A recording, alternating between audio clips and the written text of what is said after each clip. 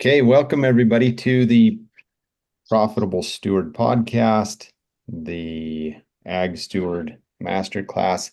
We are grateful to have Josh and Sarah Ison here with us. We are on the back of our summit, and for those who attended the summit, they saw this exclusive event. We've decided to keep the event registration page open, including the bonuses of the mastermind and mastermind access and access to the replay of our 7-day regenerative challenge through Sunday night. And so those who've registered for this summit, you'll have access to that. And hey, if you haven't, if you haven't registered for the summit, just go to legacy.agsteward.co. I'll just walk you through that page. This will, if you go ahead and register for that, you will automatically get the replays. You'll be the first on the list to get the replays for that. And like Marlene was saying, as we were getting started, Alan Williams, just pretty awesome. Great lineup of speakers. We're grateful for those who came and attended live. I know that a lot of people were not able to watch live. So this was the Regenerative Legacy Summit, October 2024. And we just wrapped it up yesterday. The next event that we have is November 7th and 8th, and it's called the Profitable Steward. And this is a workshop event. This is a limited number of attendees. This is really designed for individuals who are making a business out of regeneration. So transforming your farm or ranch into a legacy. To be able to do that, it's got to be profitable. And, you know, we did another survey during the summit, second one that we've done. And just take a wild guess, Josh and Sarah, what would be the number one concern amongst those in the regen ag circles right now? Being profitability, being soil health, being I don't remember what some of the other things were on there now. Succession. Sure. What do you guys think was the number one concern? I'm gonna go with profitability. Definitely profitability. Definitely profitability. But what the heck? This is like record high commodity prices, right? Shouldn't we just be banking that right now and being wondering what we've got to do, and so we don't have to pay taxes? I know Marlene probably does. She's in a different boat than a lot of others. But yeah, profitability was quite a bit ahead of any of the other categories as the number one concern amongst regenerative agriculturalists. And so that's going to be a big focus of what we do in this 2-day class is you've got to be profitable to be regenerative. So if you go to the events.agsteward.co page, that's how you register, and I would love to see you there. So we're going to jump in with the Ison. It's here. And just go ahead and give yourselves a brief introduction. We'd love to hear where you're from, and a little bit about you, and I'm sure we'll learn a lot more about you as we jump into the presentation here. You want to take it? Uncle? Definitely. So we are Josh and Sarah Ison, and we are currently in our farm store, which is located in Moscow, Ohio, which is southwest Ohio. Sarah and I have a history of agriculture in kind of a different sense, in that we both went to school in Kentucky for undergraduate and studied animal science, and then moved to Texas Tech to pursue graduate and PhD degrees in animal science, but specifically food safety, epidemiology, and animal health. And that experience took us to all the way across the world to France to do research in the government laboratories, and ultimately back to Ohio, where we basically had our daughter at that time and wanted to, be closer to family, move home, and give ourselves an opportunity to put down some roots in where we're from. And, from that, we gave ourselves, honestly, 6 months when we moved home, take a little bit of a break after the PhD programs were through, and, kind of cool off a little bit. And then if we couldn't find, something that would work here, then we would look elsewhere. And it was about 5.5 months to the day that I was actually offered a position with a company that I spent some time at, and that really kind of set the stage for where we're at now. And we can get into that later, but yeah, that's how we got to where we are now. Along that time, we had started in our farming and ranching enterprise with direct marketing, and that'll really tie into some of the topics we'll cover tonight. And we started our business, our ranching business in 2016. Mm-hmm. So about 8 years we've been doing this. Okay. All right. Well, awesome. Well, you just tell me when to advance these and I'll do my best to keep up with you. Okay. Yeah. So tonight we're going to be talking about direct marketing strategies for sustainable profit and elevating your farm revenue alongside regenerative practices. And we hope to offer a little bit of a unique conversation and presentation to kind of build on a lot of the other topics that are discussed here with the profitable regeneration and ag and what we do specifically on our operation. Go to the next one. All right.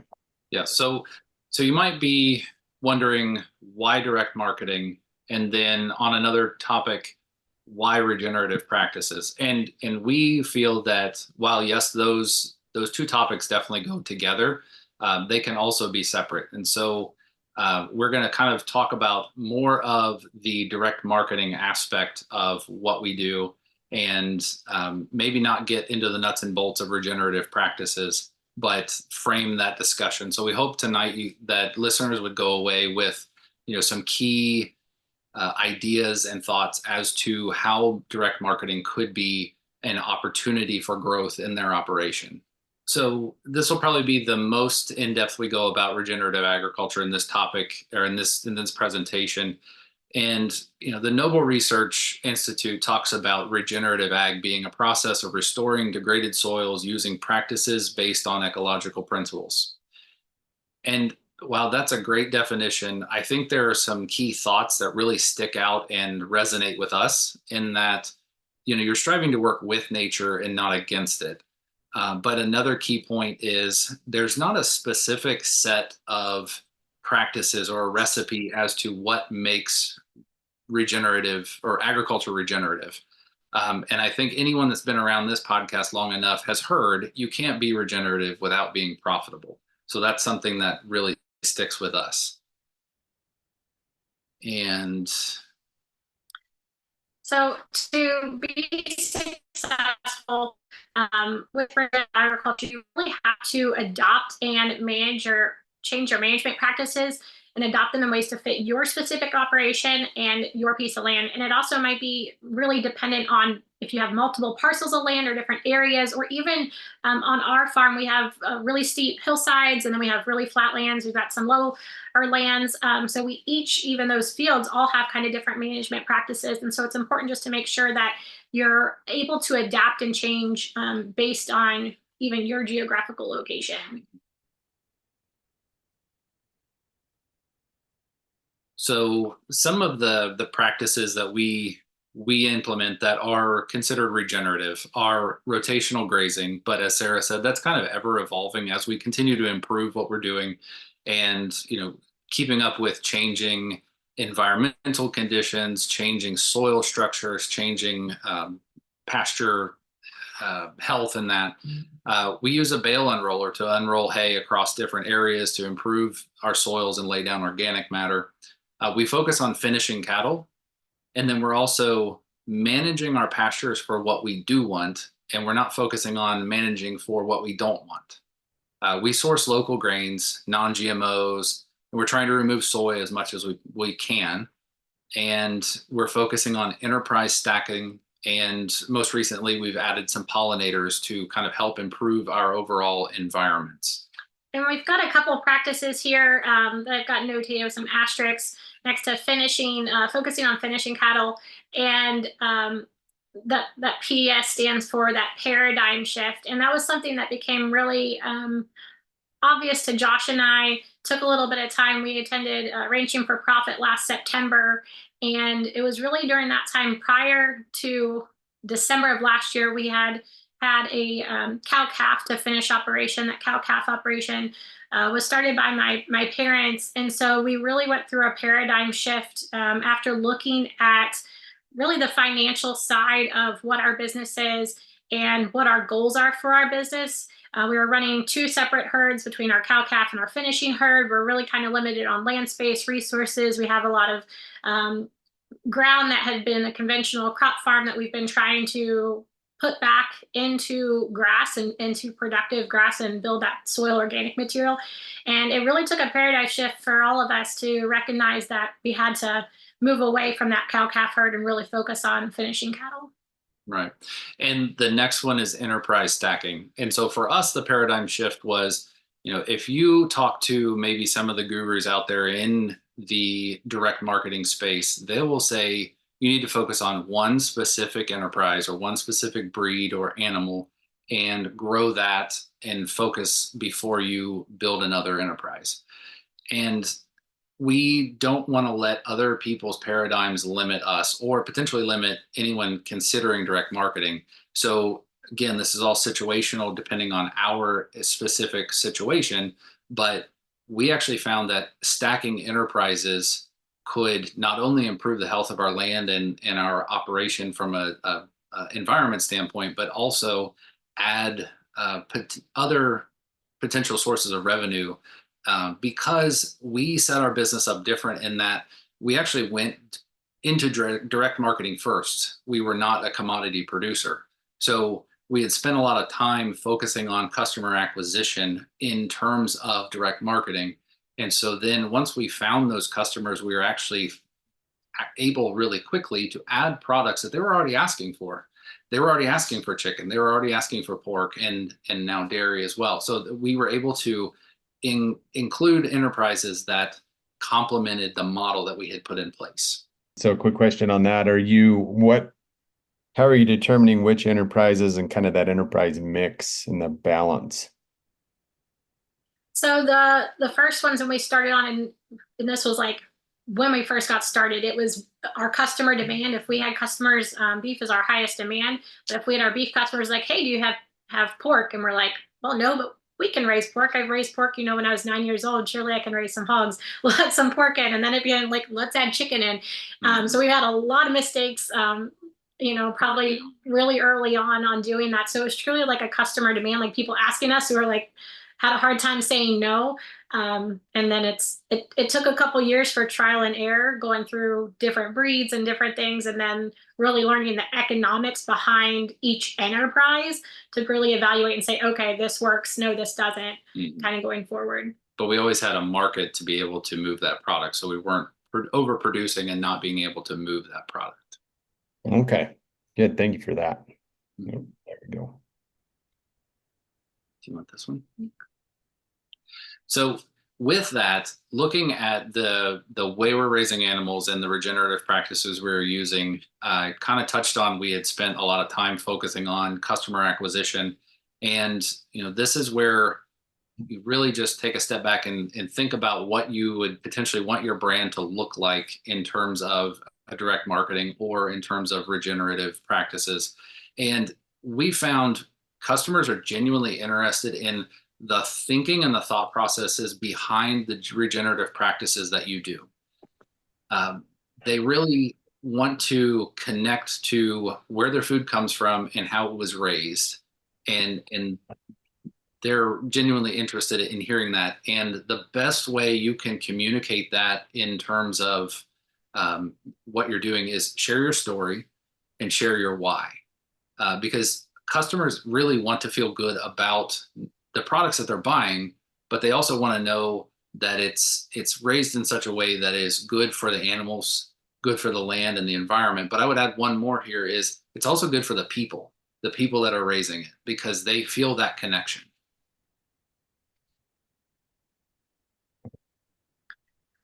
So one thing I like to share is that meat is our commodity that we're selling. We don't sell into the mainstream commodity market, but the actual product that we sell is a connection and an experience to our customers. So I hope you can see kind of the differentiation between the meat being as our commodity, but what we really do sell from a marketing standpoint and what actually leaves out the door is really that connection experience that we make with our customers.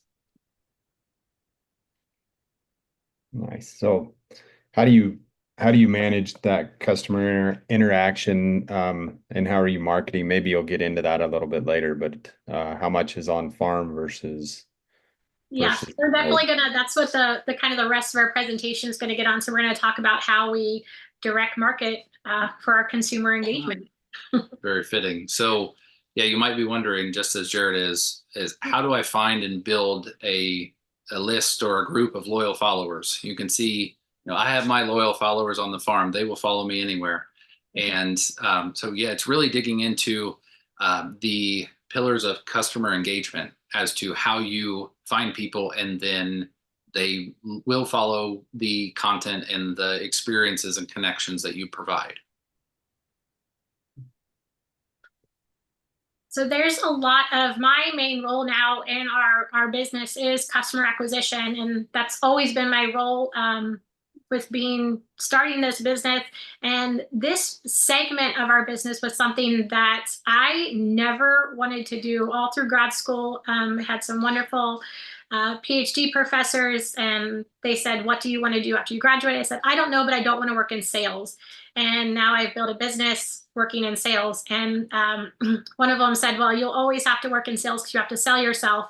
And that absolutely speaks true when it comes to having a business that's structured like this. And so really trying to learn how you acquire those customers. And it's going to be probably your highest cost in your business, and especially your highest cost that doesn't have a finite like dollar value that you really set around it, because it's so much time that you really are putting into it, especially starting out trying to learn a lot of the nuances that go behind it. But what's great is right now with social media has been the kind of the best time to really reach new customers through a really low entry barrier.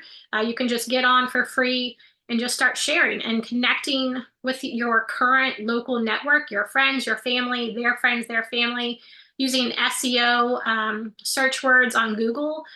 We have our online platforms. I always recommend everybody to have a website, even if you are not direct marketing a product like what we would consider like a meat product direct to a consumer. And we're going to talk about this a little bit more of how Josh and I think that a lot of current farmers or ranchers can open up other opportunities for their operation by having just a website. So you're raising maybe seed stock, or you don't have a conventional seed stock operation, but you have a really specific niche regenerative cattle bloodlines that you've been breeding for. For producers like us, we're searching constantly for other farmers to connect with, to maybe source calves to bring into our meat program. So I always recommend everybody to have an email newsletter to go along with that. And then additional customer acquisition ways are through influencer marketing. So making additional connections with people that have customers who are similar to yours that you're trying to target, as well as bloggers and affiliate programs are kind of some more in-depth ways to reach those customers. Mm-hmm. Are you guys doing any paid ads? I was over the last year. Currently, we're not running any. I'm going through some reshifting of some things that I've been wanting to, what would be the way to changing up the messaging and stuff. Mm-hmm. So, but we have done it before. And to be honest, the pay to play model of social media with paid ads is you're just constantly pushed to pay more for more ads to get more views. But until you really see the trickle down of your funnel in acquiring new customers through that, it's a lot of money out the door that potentially may not come back in. Yeah, you have to be really careful with it's easy right now on social media to hit that ad running button, but there's a lot of back end funnel things you have to have, because it's not only just capturing the clicks and people hitting likes on that post you're doing. There's a lot of back end automation. When I say funnels, making sure you're collecting email addresses, because you're not going to probably make those sales through a social media post or an ad. It's going to be later on. And so you have to be able to capture that click to use it later and retarget them. So it gets a little bit more things that you're building on doing. And so really segueing from that, email is really important. And, you kind of have to pose the question, what if your social media was gone tomorrow? Or what if farming in general was censored? I'm just going to leave that there. But you control your email list. You have your list, and then basically you just start a customer experience platform with that. You can offer your customers anything, mainly for free, recipes, what cuts are good for certain things, life hacks. There are just many opportunities that you can share to add value to your customers.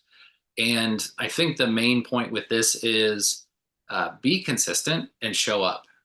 Be authentic and be yourself, because people really resonate with that, with authenticity, and they can really read through when you're forcing something or it's fake. So some of the things that we have done additionally to kind of acquire those customers on our farm are doing tours. Either most of ours are not paid. We have kind of an open door policy. We want people to see and feel good about how their food is raised, what we do. We're not putting on a front. We're not hiding anything. So most of them are pretty low key. We'll just give people a quick ride around the farm. And then we'll do some open houses with our Farm Bureau, and the local Visitors Bureau does a lot to bring people into the area. And so we've had a lot of really successful open houses and partnerships with that. Meals, we've been doing just some local pop-up events where we'll prepare some small dishes and do them. On-farm experiences, we've got kids that will come, schools, homeschool groups that come to the farm and just get kind of hands-on. We do some feed mixing, feed the chickens, feed the pigs, letting those early education be a part of it, because if we identify what our normal customer looks like, so if it's a homeschool mom, her bringing her kids out to the farm, getting that hands-on experience, in turn, she might see that we also raise meat and what type of meat or what type of raw milk we have that they can source as well. So it's making those kind of small investments up front. Last September, we opened an on-farm store. It's a little blue building. It's where we're sitting. It's not very big, but it operates as a self-serve on an honor system, and we keep it stocked. And we've got it set up where people can come shop 7 days a week, and they really love it. They come from all over the place every day of the week, and we've really seen an increase in our monthly revenue by having that opportunity for people to just come in and out when they need to. Right. And just one comment on that is, we set that up in order for that system to work for us and not us to work for it. So we were literally sitting in a session in Wisconsin, Kennewick, and seeing orders roll in from people hearing about the store on social media that was finished the week before, and it was working for us. So it's really fascinating to see, and it kind of segues into the next kind of topic of what are the distribution channels for direct marketing. And so obviously that's one that we have for direct consumer. We also have, the typical meat shares, the locker beef, that sort of thing. There is wholesale and restaurants. That's not something we really dabble in right now. And I'm going to back up for a second and just say it's one of those that you have to price your products as it is a business and not as a hobby, because I will tell you from wholesale and restaurant experiences that the very few that we have had, people would love for you to operate at break even or at a loss so they can make money. So then we'll move forward to, there's another in our experience, from our standpoint, a distribution channel that is untapped is you could direct market to other producers. And that's something that, we have experienced firsthand in moving away from our own breeding cattle and finding different producers that we can partner with. That's just one example. And there are many others of, how you can partner in either merge supply chains or work through logistics like that. And those are true partnerships to develop. And as long as those align with your goals, they can be very advantageous. And Jared, make sure you keep us on time too. But You additional guys are sources of doing great. revenue that we have added some additional products. So we've diversified a lot. We have a tallow skincare line that uses A byproduct. So it really adds a lot of value that way. We have some ready to eat pork and beef products. We carry seasonal products like honey from hives that are on our property that actually one of our customers keeps all the hives there, does the bees. In exchange, we get all the wonderful benefit of the bees on our farm.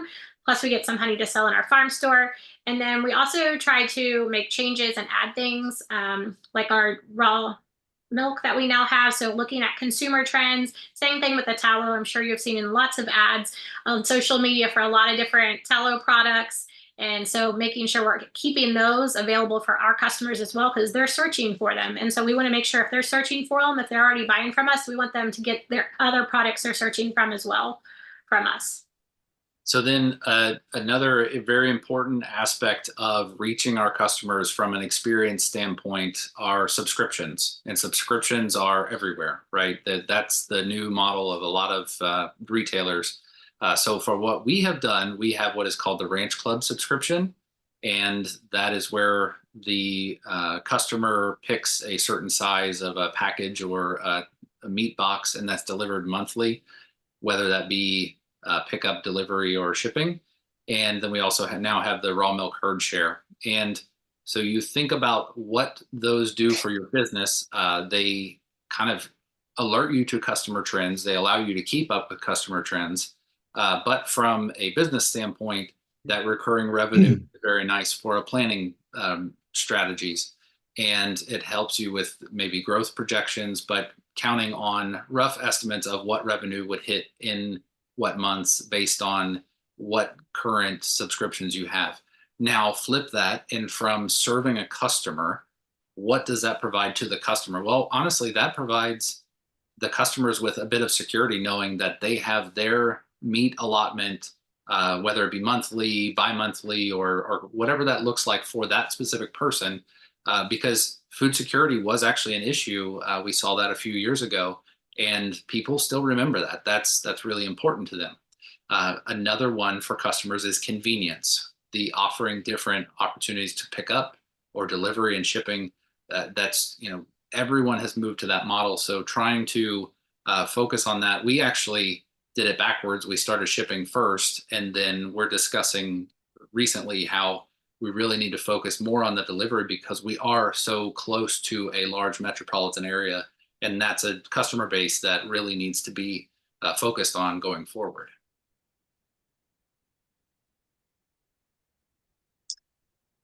So when talking about like thinking through direct marketing or marketing your products or changing things or adding different enterprises, trying to fill customer requests, I'll say it's really important to look at where you currently are, where you want to go, and then how you're going to get there. And I'm going to be honest, we definitely did not follow those steps along the way. Sometimes it's really easy to jump right in. I'll say we got like a little bit wiser over the last 8 years. And it's also finding what works for you to match your specific goals, because I think there's a lot of times we want to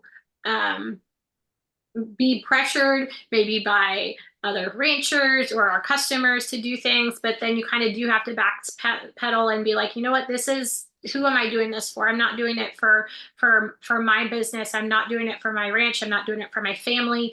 And so making sure that really does align with each other. And just keep in mind that it is absolutely okay to pivot and make changes as needed. And as Sarah said, it's more than okay to say no if it doesn't make sense for what you need or your situation at the current state. And running the numbers and making sure that it works for you from a business and logistics standpoint is absolutely critical. And that's always going to be in the face of what consumer trends are changing. So just that constant revisiting and reassessing is really key. And I think for us too, having our direct marketing business has really provided a lot more flexibility for our family. Not only both day to day type stuff, but it's given us the flexibility to reach goals that we otherwise might not have been able to really grab and be able to do before that. Mm-hmm. Yeah. Well, before we wrap up, well, go ahead and you can talk through this slide, and then we'll do some Q&A about, and if anybody has questions, go ahead and put them in the chat. I'm going to open up the chat box here so I can see on my end. Here's how you can get in touch with us: info@Flourish and Roam, and there's our website and Instagram handles. We love to entertain different conversations about direct marketing and how we can either work with other producers and partnerships that way. So thank you for your attention. Yeah, I love it. So for those on the podcast that don't get this picture, what would be the preferable way for them to reach out? And you want to just give your URL or? The best way, social media on Instagram, Facebook is Flourish and Roam, or flourishandroam.com. Cool. Well, that's good. Well, thanks, you guys. That sounds like you guys are up to some pretty neat things. Yeah. What are there any challenges that you think are unique to your environment? Or... Gosh. So we spent a lot of time in Kentucky, which is a lot more hilly. We spent a lot of time in Lubbock, Texas, which was really dry, really arid compared to where we are. So I think we're in a pretty fortunate area. We're still on like the very edge of the severe drought for this region. And when I say drought, it's still way different than the Texas drought we had experienced before. And so I think we did still get a lot of precipitation, but I'll have to hand it to Josh over the last year, really implementing a lot more regenerative grazing practices and just really honing in on what he's doing. And I give him credit because I'm on the farm like 3 hours on a Thursday morning is where I sit outside in the sunshine. And but I mean, we had a lot of grass even during the drought, and it's recovered. It doesn't even look like there was ever a drought this year. I think our worst thing that we deal with is in the wintertime, we get the ice and not like really snowpack, like really cold where it gets rainy and then all of a sudden it'll freeze, versus just having a lot of snow. And so I think that's probably one of our challenges to, even if our cattle are well fleshed or the sheep are, nothing handles well just getting that ice, rain, and then freezing pretty quickly. I said it's probably our biggest, I would say, like, so weather challenge. Environmental, conditions issues. Yeah. Do you guys do any kind of monitoring, ecological monitoring, or or financial monitoring? What are the key indicators? What are the things that you monitor? Sure. So we just recently started the EOV ecological outcome verification. And so that's been really just something we're looking forward to, monitoring as we go forward. We've done, the traditional taking soil samples, and I guess we're kind of at we've got the before picture. And so now we're starting to just see the changes in terms of, what can our stocking densities get to? How can we push it in terms of rotational grazing and basically healing the land? Because if you look at basically where we are is a lot of highly erodible soils, and we're right up from the Ohio River. And the majority of our ground probably should never have been crop farmed, but we have aerial images of all the way down to the creek, basically being turned with a moldboard plow 50 years ago and planted in 150 years ago. And so that deals, we have erosion issues that we're constantly trying to get in front of and basically stop. So those are some things that, should, just because you can do it, maybe they shouldn't have. And so we're working through bringing that land back and seeing that change in the grasses and healing the water tables. We have 2 active springs on the property, and typically those run dry in mid-September. And in the face of a drought this year, we were actually still running. So that's a huge monitoring piece for us. And then, going forward, Nice. implementing all of the ranching for profit benchmarks, and we have enough enterprises, I think so, but keeping those enterprises separate. So while yes, we are in the direct marketing business and that's the main end goal, we're still operating the cattle enterprise, all of the livestock enterprises separately, as well as the direct marketing enterprise. So yeah, it's a lot of book work and bookkeeping, but keeping those benchmarks and those books in order. I have to give Sarah a lot of credit because she keeps a handle on things and is able to basically see how those work together. Yeah. Which of the enterprises is the one that's outshining the others right now? In terms of profitability, our pork, Mm-hmm. hands down, is in terms we do farrow to finish all of our pork. Right. We invest in really high breeding stock quality, meat quality genetic Berkshires, and we have a huge demand for our pork, and our time. By the time you factor in your time and labor and your feed cost, and well, in time to market too. Yeah. So from conception to slaughter is a much shorter time frame than say it would be for even a stocker animal. Now, if you look at the chicken lifestyle, that's a very short runway, but we can't raise chickens year round. So we only have a finite window. We found that out the hard way a few years ago when we had chickens on the farm for 33 weeks out of the year. There are some times early in the spring and late in the fall that are simply not conducive for pastured chickens. pastured poultry. So while yes, they are a quick production cycle, we have to hold all of that inventory in cold storage. So that cash outlay is difficult for that enterprise. So that's why swine is actually the most profitable right now. Now, which one has the most opportunity? Absolutely the lamb, because that's probably the least market penetration we have for our area. And from a gross margin standpoint, would actually have the highest gross margin per unit. So it's something we're constantly looking at and trying to improve. Mm-hmm. Yeah. Cool. What all of us that have been in ranching, we've experienced failures and challenges. What would you say would be one of the epic ones that you might be vulnerable enough to share? Well, I can share. I think there's two, but yeah. So I would read the crowd. I'm assuming there are not a lot of pastured poultry people on here, so I'll share this one and just preface it by, if you're talking to somebody that raises pastured poultry and says that they've never had a wreck in the brooder, they are absolutely lying to you. So our current brooder setup is a shipping container with ventilation, right, at or above exceeding any ventilation requirements for commercial poultry production. But one small little water valve created a massive leak that basically flooded the container, and we cleaned an entire group of chickens up with snow shovels, and that was very difficult to see. But you make those changes and move forward. And now, we're tracking mortalities, and we're in the 3 to 4%, and that's on par with commercial poultry production.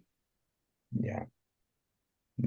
Yep. We've all had those before, and as tough as they are to get through, it's kind of part of the business, and sometimes they're somewhat inevitable, no matter how good of stewards we are. It just happens. So appreciate you sharing that story. Who have been some of your mentors along the way on this journey? Wow. So yeah, personally, we have a mentor down the road for cattle that we chose him. He didn't choose us. So we've been really grateful for that.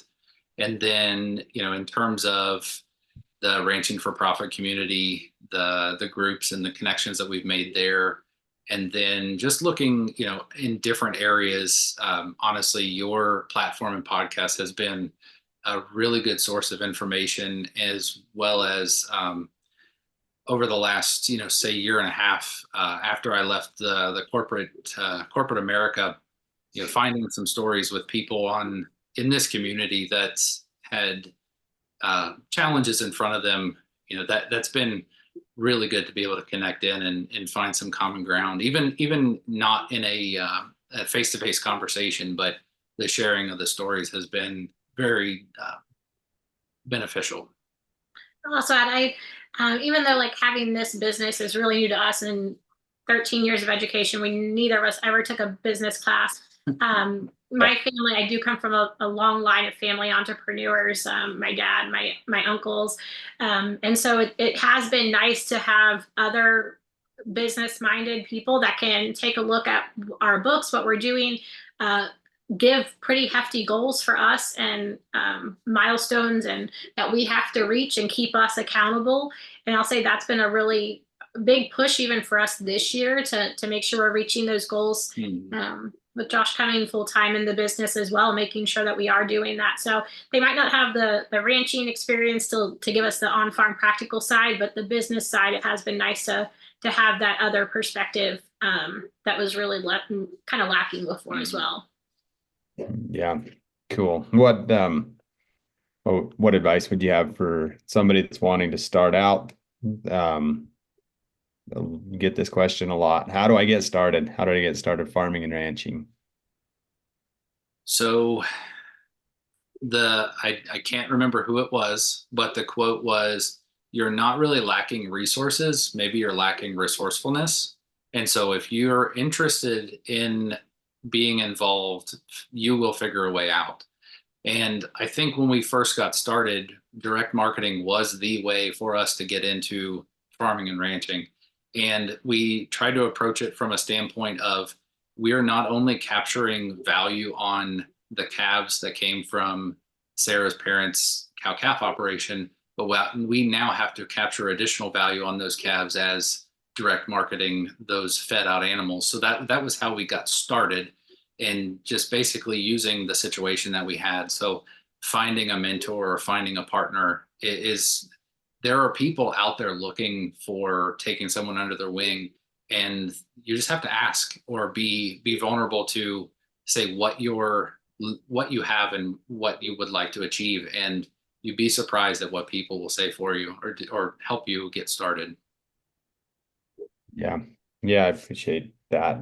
There's not a one answer fits all, is there, when it comes to a lot of these questions, and especially how to get started? But that's a really good quote. It's be resourceful, look for those opportunities that other people may not see, get in the community, learn the lingo, see what service you can provide for others, be willing to work for free to gain experience, do internships. And that's a great one, Jared. I mean, I volunteered a lot when I was younger with veterinary hospitals and veterinarians, and even now, and it's hard for us to find high schoolers.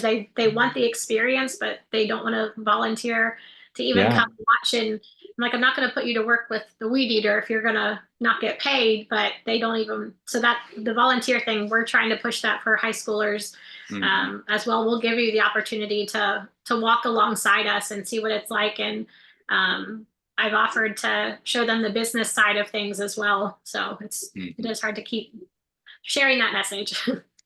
Yeah. It's I can relate to that with this up and coming generation. The one thing that I've encouraged a few folks to do is the ones that are especially good at marketing. They understand the lingo that you talk about, building funnels and all that a lot of us don't understand. And I would have no idea if I hadn't started into the ag steward and podcasting, and that would have just been Greek to me. But if they have that passion and that skill set, partner up with people that are already direct marketing and be their marketing person for them, their chief marketing officer. To me, I think if a young person was inclined that way, like that would be a big door that they could open up to potentially work for one or maybe multiple ranches and handle that piece that we generally aren't very good at. Just takes a lot of time. It takes a lot of time, and the learning curve is pretty steep, and especially if you don't enjoy it.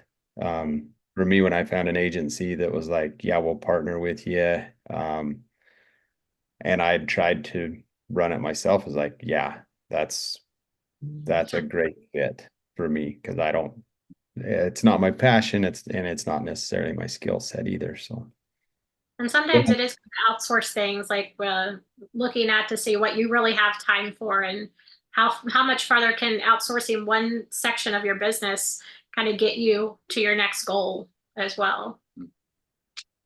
right, yeah. Like in Dan Sullivan's lingo, it's who, not how. Look Right. for that. Look for that person who has the skills that you know that your business needs, or sometimes you don't even know that you need them. You need to have that higher level, like you mentioned, Sarah. Somebody who's going to advise you, say, well, actually, this is what you need, and then start looking for that person. Collaborate with them, and I absolutely know that is true. I mean, just in passing last night as we were done with our summit and was just about ready to cut the recording, somebody put in the chat, "Hey, Jared, reach out to me." And I reached out to him today just because of one thing that I had said. I said, yeah, we're looking for sources for regenerative capital. And he said, Jared, reach out to me. I texted him, we visited, and he has a background in banking. And, that's something that's a who for me. Yeah. It's a need that I see. It's something that I know is not in my wheelhouse, but yet because I shared it, then we were able to make that connection today. So who, not how is a true principle. Any final things you guys? I'd love to hear from each of you. Just a quick wrap up here. Things that maybe you remember that you wish you'd said that you didn't, or just a way to be able to kind of wrap this up. I guess I would just give some words of encouragement to try it. Try getting out of your comfort zone. Try doing something that's different than what you've been doing. If you feel like the wheel just keeps turning and you're not moving anywhere, it doesn't hurt to put yourself out there. Get outside of your comfort zone. Even if you don't like the social media sharing, just really try it for 6 months. Try to email. I know I've been really pushing ourselves on our business to meet some sales goals through email marketing, and it works. It takes time. It's exhausting some days. But when the sales come in, it's refreshing, and you're like, we can keep going. Let's do this. We can do this. We can make this, 100-year brand and business for our family. Yeah. I love it. Anything from you, Josh? And talking about that 100-year brand, maybe Josh, if you could tie in what you'd like your legacy to be. Sure. Yeah, I think really thinking through how you want. Wow, that's a lot deeper than I was kind of anticipating for a conclusion. But yeah, I mean, I guess I was explaining to a friend the other day of, you get these glimpses of how you want to be remembered and things that you want to do. And there are some ideas we have for maybe even this property or neighboring properties. And it's maybe not necessarily always focused on the outcome, but what you do along the way and the people that you impact. You never fully realize and appreciate the impact you're having on other people. And that's something that is just by being able to connect with, like, say, our customers, the stories that we hear of how what we are doing is changing their life is, you can't pay the bills with it, but it is very encouraging to hear some of those testimonies of, then those people become your advocate, and it's contagious. It is, right? Mm-hmm. Some of those harder to measure profits that come into us, the wealth that we create, that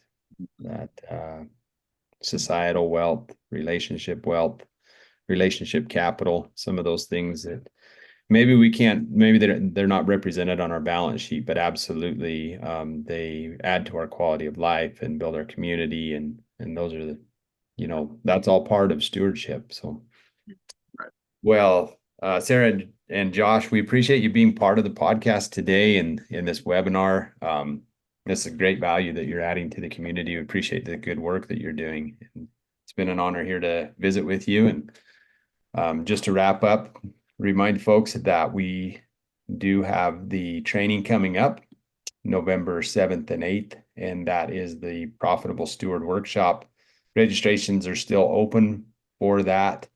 And if you sign up between now and the weekend, there are the bonuses that we included during the summit, which include the mastermind calls that we do the first Monday of every month, where we account for the goals that we set the last month,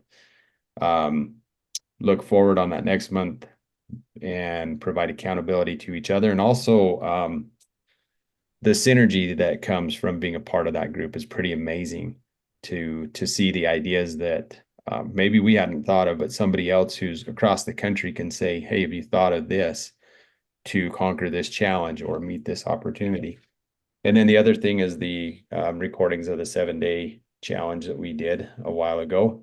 So you can plug right in and get started with your learning journey, or keep your learning journey up after the summit. So the place to register for that is events.agsteward.co. And we hope to see you there. So with that, we're grateful that for those that have joined us here live, grateful for those that are listening in to the podcast or watching the YouTube replay. You can catch these recordings every second and fourth Thursday of the month. And if you've registered, then you're on our email list. We'll send you out the reminders. If not, just search for Ag Steward. Generally, Facebook is the one that will get you those the best. Search for the Profitable Ag Steward on Facebook, and we post stuff there. With that, we'll wrap it up, and we'll talk to everybody next time.